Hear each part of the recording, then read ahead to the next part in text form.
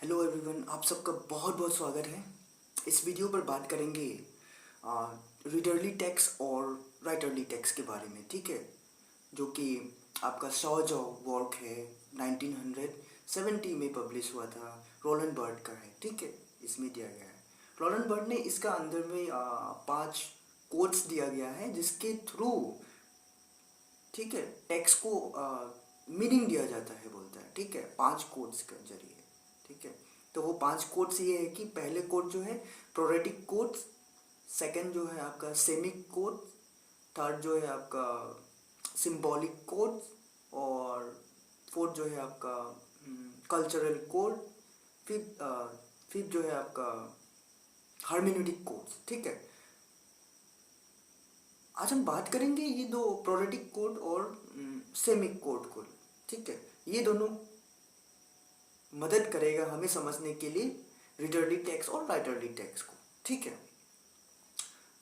पहले हम बात करेंगे रीडरली टेक्स्ट, ठीक है। रीडरली टेक्स्ट पहले तो ये एक लिनियर वे में चलता है, ठीक है, पहली बार। दूसरी बार इसमें यूनिवर्सलिटी होता है मीनिंग में, ठीक है। और तीसरी बात इसमें डिनोटेटिव मीनिंग होता है, ठीक है।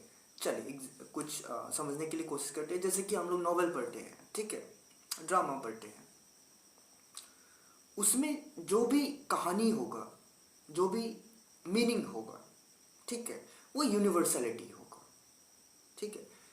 मैंने जो नॉवेल पढ़ा, मैंने जो ड्रामा पढ़ा, वो अगर किसी ने ऑलरेडी पढ़ चुका व नहीं पढ़ा, हम दोनों का कहानी सेम होगा, ठीक है। उसने जो डिकोड किया है कहानी, उस नॉवल, पर्टिकुलर नॉवल का मैंने जो पढ़ा है और मैंने जो डिकोड किया है, ठीक है, वो सेम होगा, मीनिंग सेम होगा, ठीक है।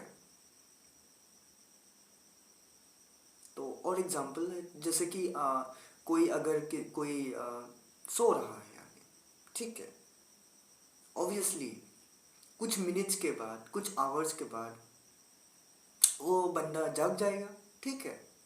वो एक लिनियर वे में चला जा रहा है, ठीक है। इसी को बोला जाता है रीडरली टेक्स्ट। आई होप कि समझ में आया आपको इजीली, ठीक। और अभी समझने के लिए कोशिश करेंगे कि राइटरली टेक्स्ट होता क्या है, ठीक। इसमें पहली बात तो है कि जो भी हम लोग नैरेटिव्स पढ़ेंगे, ठीक है, उसमें जो भी कहानी होगा वो एक सिमिलर नहीं होगा, ठीक है। जैसे कि मैंने जो कहानी पढ़ा, मैंने जो एनालिसिस किया है, ठीक है, पर्टिकुलर ड्रामा, पर्टिकुलर आपका नॉवेल पढ़ने के बाद जो दूसरा इंसान पढ़ेगा, दूसरा रीडर्स होगा, ठीक है, उसको सेम सिमिलरिटी नहीं भी हो सकता है, नहीं भी मिल सकता है, ठीक है, कहानी में। वो उसमें नहीं तो वो खुद का एनालिसिस ऐड करेगा उसमें, ठीक है। इसका मतलब ये है कि राइटरली टेक्स्ट में जो रीडर्स होता है वो एक एक्टिव रीडर होता है, ठीक है। उसने जो भी वर्क पढ़ा है उसमें कुछ ऐड करने के लिए कोशिश करता है उस पर्टिकुलर कहानी में, उसका पर्टिकुलर मीनिंग पर, ठीक है।